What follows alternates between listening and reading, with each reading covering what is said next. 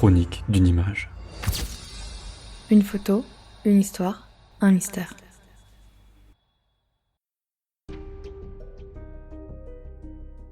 Vous la voyez en couverture du podcast.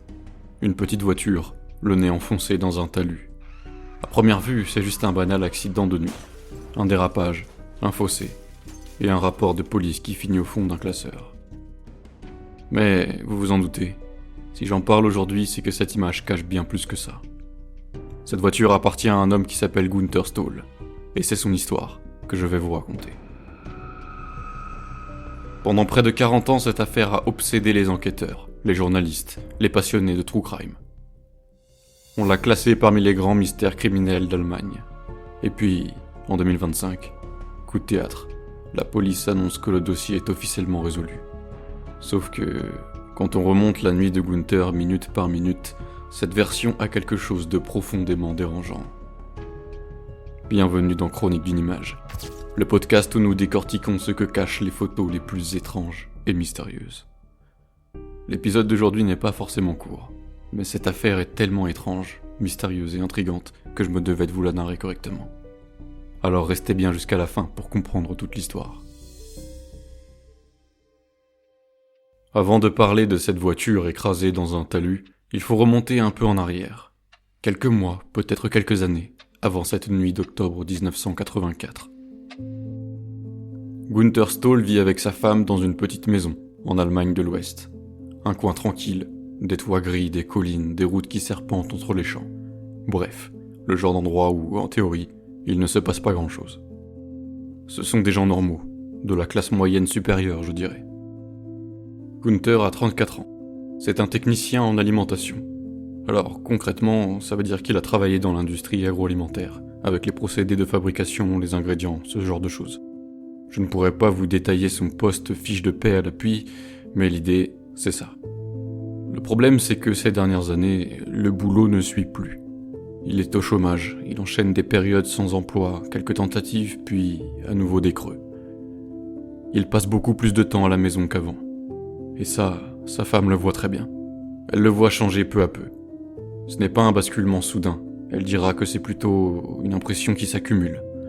Il parle moins, il est souvent ailleurs, comme absorbé par des idées qu'il ne partage pas vraiment.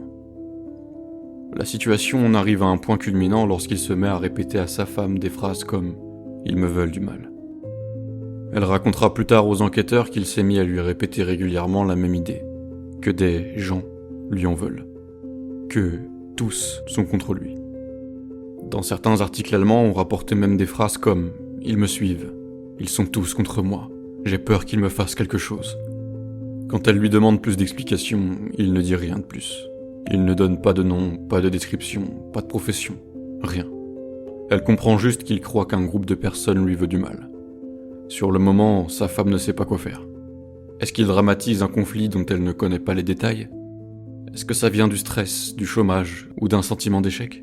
Ou est-ce qu'il se passe vraiment quelque chose qu'elle ne voit pas ?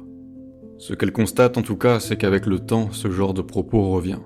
Pas tous les soirs, mais suffisamment souvent pour qu'elle finisse par dire, plus tard, qu'à partir de là, son mari a commencé à lui faire peur.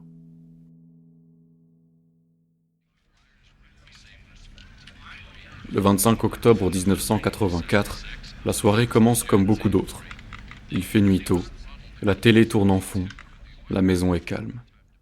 Gunther est là, avec elle, dans la pièce à vivre. Rien, a priori, ne laisse deviner que cette nuit-là va devenir l'un des cold cases les plus célèbres d'Allemagne. La soirée passe, puis soudain, Gunther dit à sa femme que c'est cette nuit que ça va arriver. Que c'est ce soir qu'ils vont le tuer. C'est la première fois qu'il affirme une chose pareille, mais sa femme est tellement épuisée par le quotidien et ces sortes de crises qu'il fait maintenant tous les jours, qu'elle décide d'aller se coucher. Gunther reste dans le salon, à murmurer les mêmes choses, comme une sorte de crise paranoïaque. Puis, à un moment, il se fige, puis il crie alors une phrase en allemand qu'elle n'oubliera jamais. Jetzt geht mir ein Licht auf! Qu'on pourrait traduire par « Maintenant tout s'éclaire ». Sa femme redescend. Tout de suite après ça, Gunther va chercher un bout de papier et un stylo.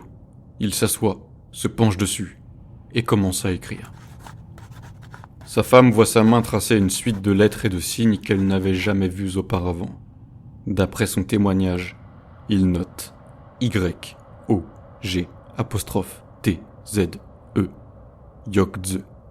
Certains diront plus tard que la troisième marque pouvait aussi être un 6, donc YO6'TZE, parce qu'elle n'était pas complètement sûre en la racontant à la police. Et aussitôt après, il barre ce qu'il vient d'écrire, comme si ce n'était déjà plus tout à fait ça, ou comme s'il regrettait d'avoir matérialisé cette idée sur un bout de papier. Sa femme ne comprend pas ce que ça veut dire.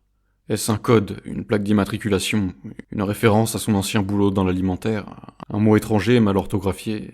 Elle n'en sait rien. Et, sur le moment, elle ne creuse pas. Son mari a l'air perturbé, agité, et elle sent bien qu'elle n'obtiendrait pas de vraies explications ce soir-là. Ce n'est qu'après coup que ce bout de papier et ces 6 caractères vont prendre une importance considérable. Une fois le mot écrit puis barré, Gunther ne se calme pas. Il ne s'installe pas sur le canapé pour expliquer tranquillement son raisonnement. Au contraire, il se prépare à sortir. Il enfile sa veste et annonce à sa femme qu'il va au bar où il a l'habitude d'aller, le Papillon, dans la commune voisine. Ich gehe in die Bar. Il quitte la maison, descend la rue, monte dans sa Volkswagen Golf bleue et disparaît dans la nuit.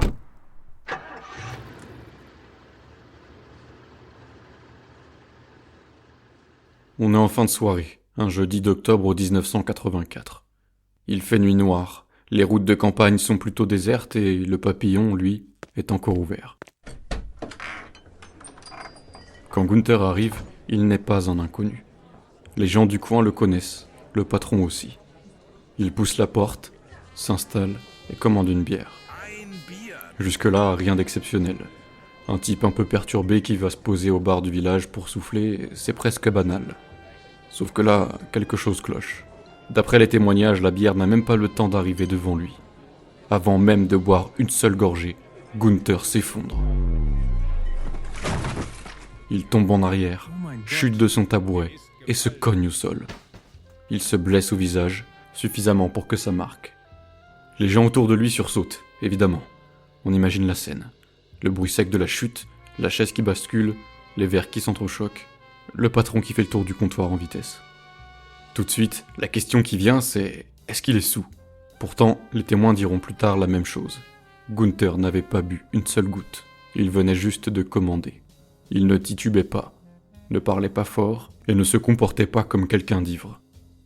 Il aurait perdu connaissance quelques instants, comme s'il s'était déconnecté d'un coup. Certains articles rapportent qu'il explique ensuite qu'il a été, je cite, « soudainement absent ». Le patron et les clients l'aident à se relever. On le questionne, on lui demande s'il va bien, ce qu'il a, et s'il a bu d'ailleurs. Ist alles in Ordnung? Gunther répond qu'il n'a rien bu du tout, qu'il n'est pas alcoolisé. Alles gut, danke. Ich habe überhaupt nichts getrunken. Il ne s'attarde pas, il ne reste même pas pour finir sa bière, ni pour raconter ce qui vient de se passer chez lui juste avant. Très vite, il décide de partir. D'après les témoins, il semble pressé de s'en aller, comme s'il voulait surtout quitter l'endroit après cet épisode particulièrement gênant. Alors il quitte le bar, remonte dans sa Golf et reprend la route, seul. À partir de là, il y a un trou. On sait qu'il est environ 23 heures passées quand il quitte le Papillon. On sait aussi qu'il va être revu à 1h du matin dans un autre village, Heigerzilbach, là où il a grandi. Mais entre les deux, pendant presque 2 heures, personne ne sait précisément où il va, ni ce qu'il fait. Il n'y a pas de témoins fiables, pas de caméra de surveillance à l'époque.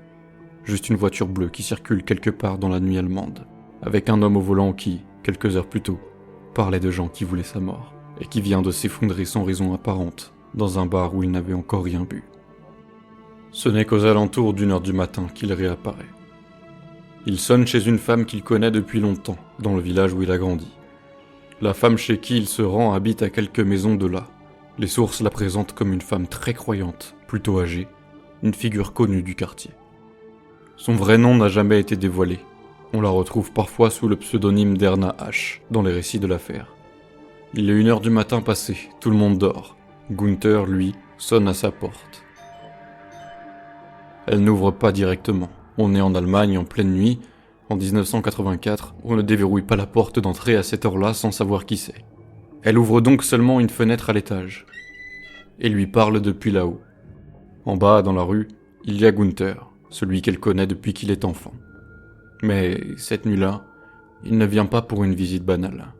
D'après son témoignage, il insiste pour rentrer. Lass mich herein. Il lui dit qu'il veut parler de quelque chose d'important, Ich muss mit dir über etwas Wichtiges sprechen. qu'il doit lui confier quelque chose. Et surtout, il lui annonce qu'un, je cite, « terrible événement » va se produire cette nuit-là. Les sources rapportent des formulations comme « il va se passer quelque chose de vraiment horrible cette nuit ». Heute Nacht wird etwas wirklich Schreckliches passieren. Quand quelqu'un vient frapper à votre porte au milieu de la nuit pour vous dire qu'il attend un événement terrible dans les heures qui viennent, ça a de quoi mettre les frissons. Mais elle est seule, il est tard, et elle parle à un homme visiblement troublé, qui se tient dans la rue en bas de chez elle, en pleine nuit noire. Elle refuse de le laisser entrer. Pas parce qu'elle ne le connaît pas plus que ça, mais parce que c'est une heure complètement décalée pour ce genre de visite. Pour essayer de l'aider un peu quand même, elle lui propose autre chose. Elle lui dit alors Geh stattdessen zu deiner Mutter, sie wohnt gleich nebenan. « Si ça ne va pas, va plutôt voir ta mère, elle habite juste à côté. » Gunther répond que ça ne servirait à rien, et, pour reprendre ses mots, elle ne comprendrait pas. On ne sait pas exactement ce qu'il met derrière ça. Est-ce qu'il parle de ses peurs, de ses fameux « ils », du fameux mot qu'il vient d'écrire plus tôt dans la soirée? Mais, en tout cas, pour lui, ce n'est pas une solution. Alors la femme lui donne un autre conseil, encore plus simple. Rentre chez toi, retourne voir ta femme, parle-lui et calme-toi. Cette fois, il semble d'accord. D'après elle, il finit par dire qu'il va faire ça, qu'il va rentrer à la maison. Puis il remonte dans sa voiture et repart dans la nuit. Sur le papier, à ce moment-là, le plan est simple. Il est 1h du matin, il est une dizaine de kilomètres de chez lui, et il a promis de rentrer. Sauf que ce n'est pas du tout ce qui va se passer. Au lieu de réapparaître devant sa maison, à Honshausen, la trace suivante qu'on retrouve de lui se situe à une centaine de kilomètres de là, sur une autoroute, vers 3h du matin. Entre sa visite nocturne dans le village de son enfance et la découverte de sa voiture dans un fossé près de la sortie Hagen Sud, il y a un nouveau vide dans son emploi du temps. Encore environ 2 heures pendant lesquelles on ne sait pas où il est allé, ni avec qui, ni pourquoi il a pris la direction opposée de ce qu'il disait. Ce qu'on sait en revanche, c'est comment on va le retrouver, et dans quel état. La prochaine fois que l'on est sûr de savoir où se trouve Gunther Stoll, il est sur l'autoroute A45, à une centaine de kilomètres de là. Il est environ 3h du matin, et à cette heure-là, l'autoroute n'est pas complètement vide. Les voitures se font plus rares, mais les poids lourds, eux, continuent de circuler. 2 chauffeurs routiers roulent cette nuit-là, lorsque leur attention est attirée par quelque chose sur le bas-côté. Ils aperçoivent une voiture dans un fossé en contrebas de la chaussée. C'est une Volkswagen Golf, celle de Gunther Stoll. Elle semble avoir quitté la route, traversé le talus et fini sa course contre un obstacle à quelques mètres de la bande de circulation. Les 2 chauffeurs vont témoigner, indépendamment l'un de l'autre. Ils ont tous deux vu une personne marcher autour du véhicule. Une silhouette vêtue d'une veste claire, qu'ils décrivent comme quelqu'un qui a l'air blessé. Ils ne savent pas encore s'il s'agit du conducteur, d'un passager ou de toute autre chose. Ils ne s'arrêtent pas immédiatement au niveau de la voiture. D'abord parce qu'avec un camion, ce n'est pas si simple de s'immobiliser sur le champ, et ensuite parce qu'ils veulent prévenir les secours. Un peu plus loin, ils finissent par trouver une borne d'appel d'urgence. Ils s'arrêtent, sortent, contactent les services de secours pour signaler l'accident, puis ils retournent à pied vers la voiture. À partir de là, les choses deviennent encore plus étranges. Lorsqu'ils arrivent enfin au niveau du fossé, il n'y a plus de traces de la personne en veste claire qu'ils disent avoir vue un instant plus tôt. Plus personne ne marche autour du véhicule. Pas de conducteur debout sur le bas-côté, pas de groupe de personnes. En revanche, dans la voiture, ils trouvent quelqu'un. Da ist jemand im Auto. À l'intérieur de la Golf, sur le siège passager, gît un homme nu, gravement blessé. C'est Gunther Stoll. Il n'est pas inconscient. Les routiers diront même qu'il était dans un état de conscience troublé, mais qu'il parle encore. Alors on imagine la scène. La voiture en contrebas, les phares peut-être encore allumés, la tôle enfoncée et à l'intérieur, cet homme complètement nu, couvert de blessures, qui essaye malgré tout d'expliquer ce qui vient de se passer.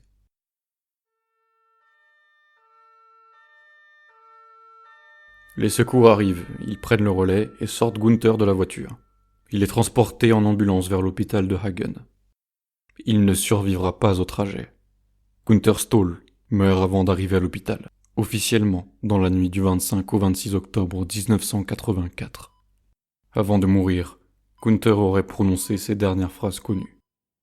Il explique aux ambulanciers qu'il n'était pas seul dans la voiture. Selon leur témoignage, il parle de 4 hommes qui se trouvaient avec lui dans le véhicule, et qui, au moment de l'accident, auraient pris la fuite.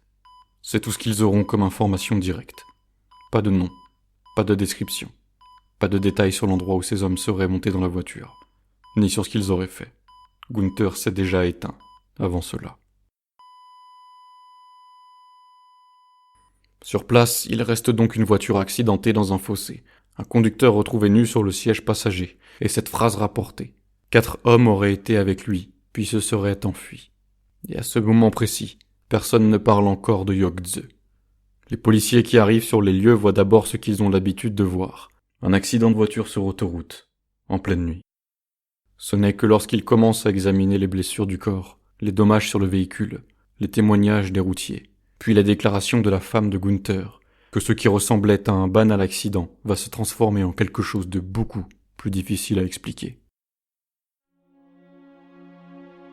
Lorsque les secours et la police arrivent sur place, ils découvrent une scène qui, déjà, ne ressemble pas à un simple accident de la route, pour toutes les raisons que nous avons énoncées avant.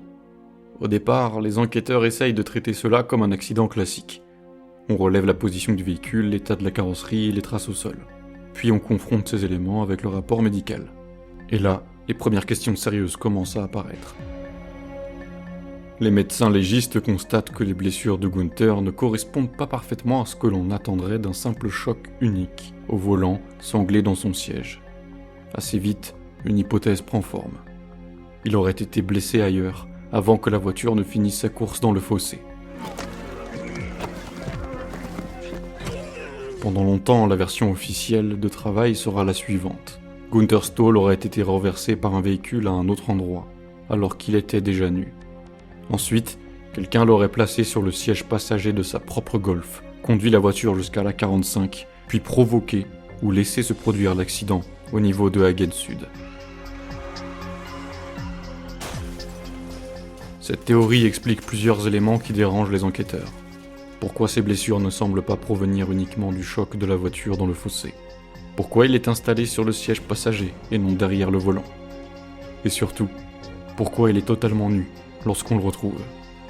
À cela s'ajoutent 2 autres détails troublants. D'abord, les fameux routiers.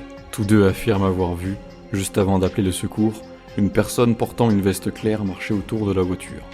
Un homme qu'ils pensent blessé. Quand ils reviennent sur les lieux, après avoir utilisé la borne d'appel, cet individu a disparu. Ensuite, d'autres automobilistes se manifesteront après la médiatisation de l'affaire. Plusieurs déclarent avoir vu un autostoppeur, la même nuit, près de l'accès Hagen Sud, non loin de l'endroit où la Golf a été retrouvée. Là encore, cette personne ne sera jamais vraiment identifiée. Entre l'homme à la veste claire aperçu par les routiers et l'autostoppeur signalé par d'autres conducteurs, la police est convaincue, pendant des années, qu'il y a au moins eu une autre personne impliquée. Voire plusieurs.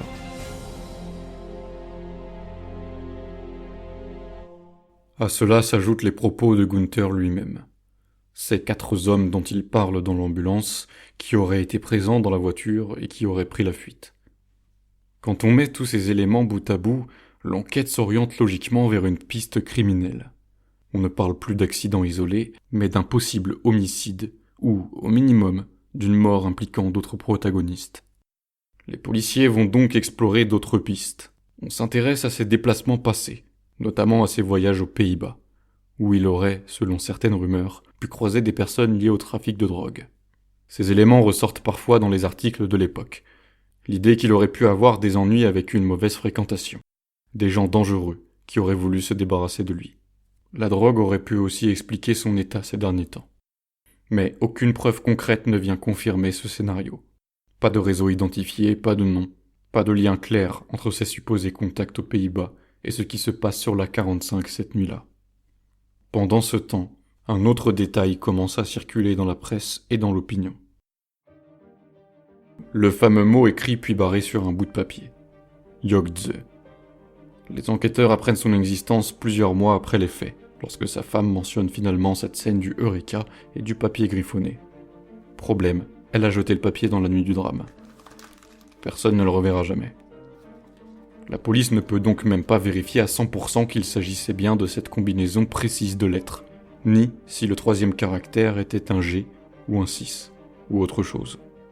Ils constatent simplement qu'aucun mot ne correspond à Yogdze dans une langue existante, et que rien, dans les bases de données de l'époque, ne saute aux yeux.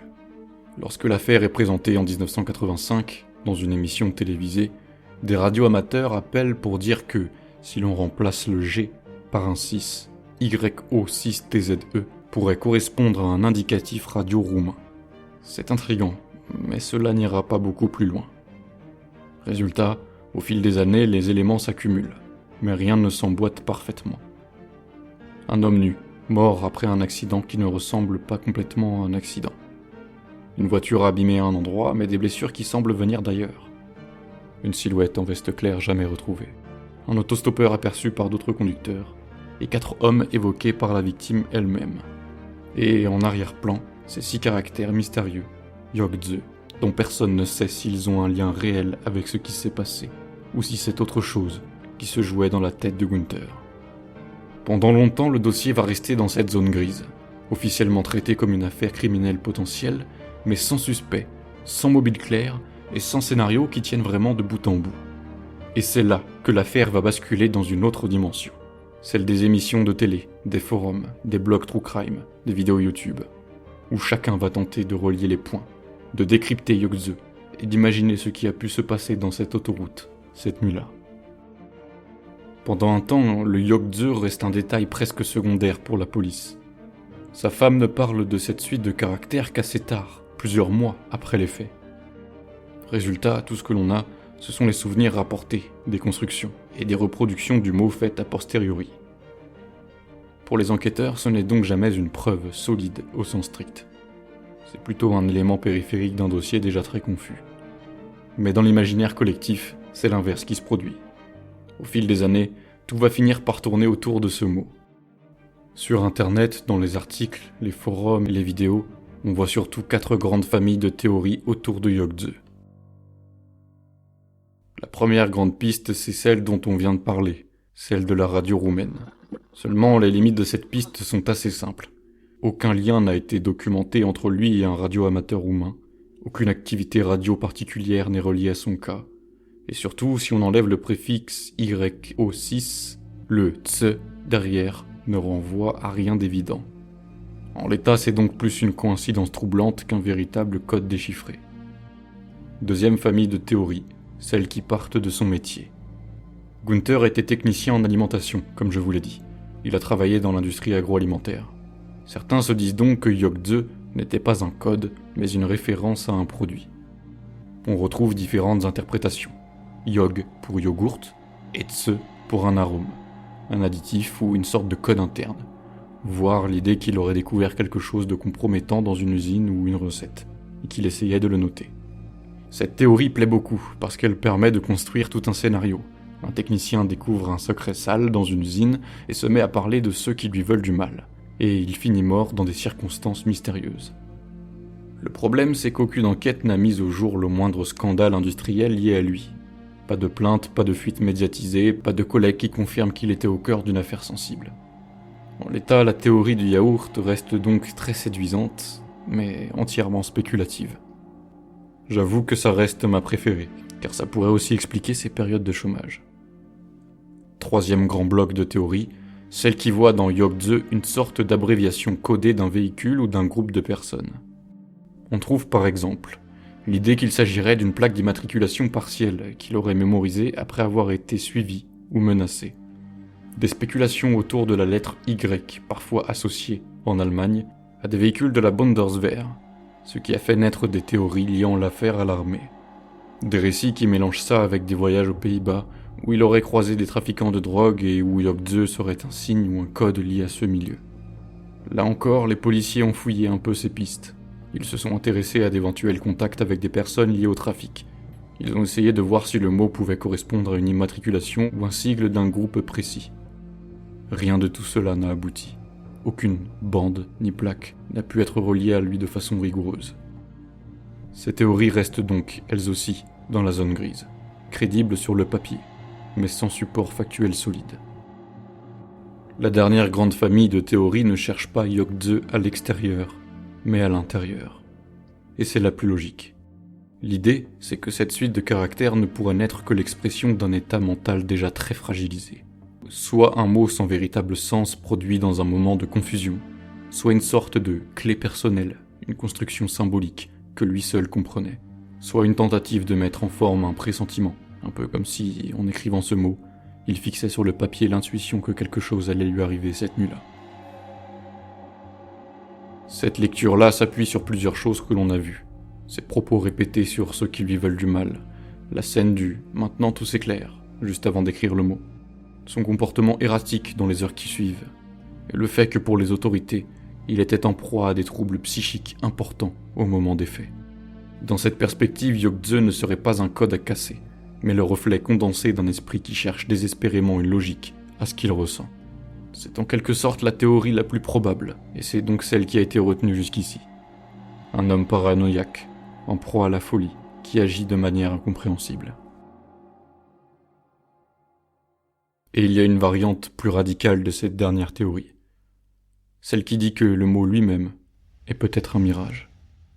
On sait que personne à part sa femme ne l'a vu écrire, que le papier a été jeté, et que le détail n'a été transmis aux enquêteurs que plusieurs mois plus tard. Alors a-t-il vraiment existé ? Certains policiers dans les articles les plus récents vont jusqu'à dire qu'ils ne sont même pas certains que la note ait existé telle qu'on la raconte, ou quelle est la moindre importance réelle pour expliquer sa mort.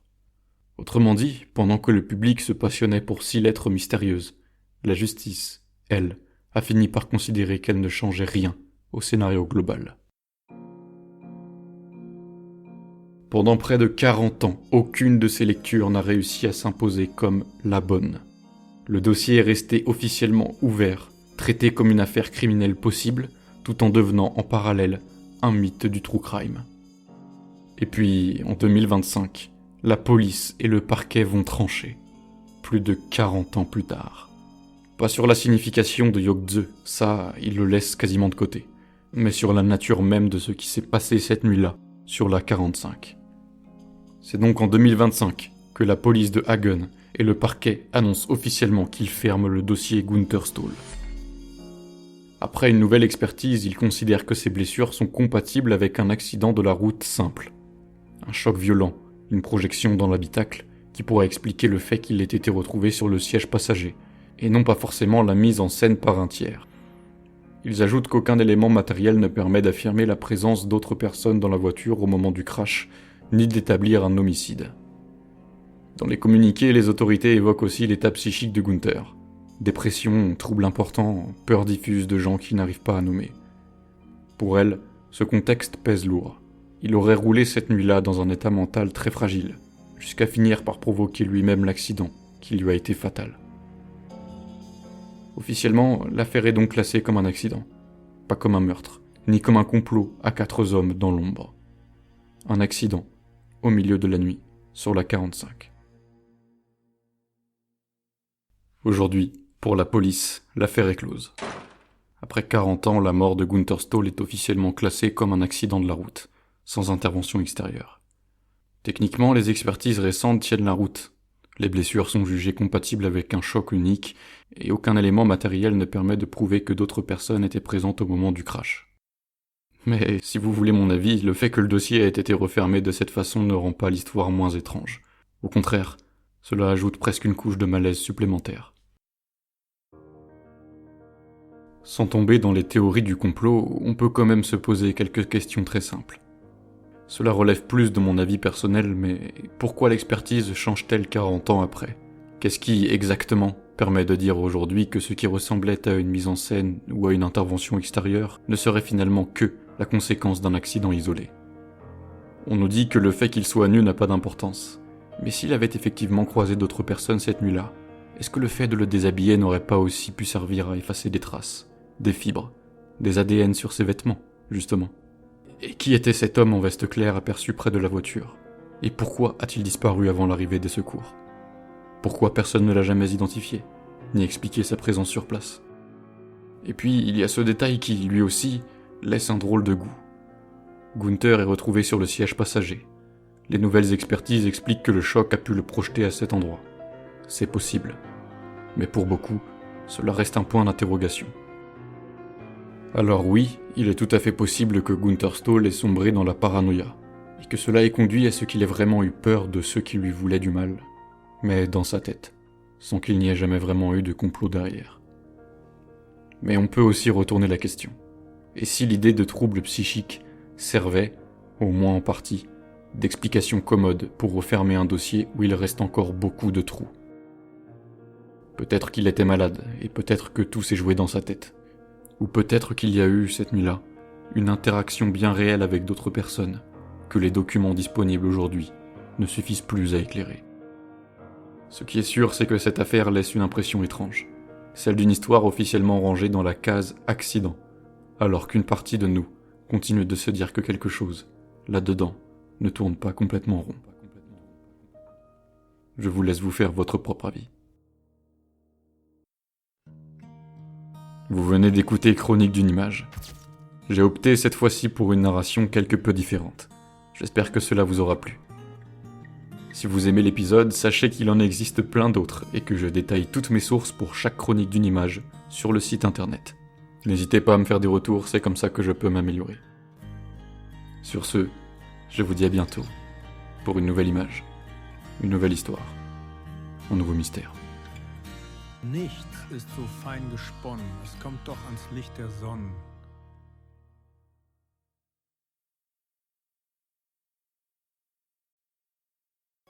Chaque épisode me demande des dizaines d'heures de travail en dehors de mon activité salariée. Et les revenus publicitaires couvrent à peine les frais structurels du podcast. C'est pourquoi j'ai créé un petit abonnement qui vous permettrait de soutenir la chaîne. Pour moins de 3 € par mois, il vous permet d'avoir accès à tous les épisodes sans pub, en son haute définition et en avant-première, la veille de leur sortie. C'est ce qui va permettre aux Chroniques étranges d'exister. Alors merci infiniment pour votre soutien. Abonnez ou non.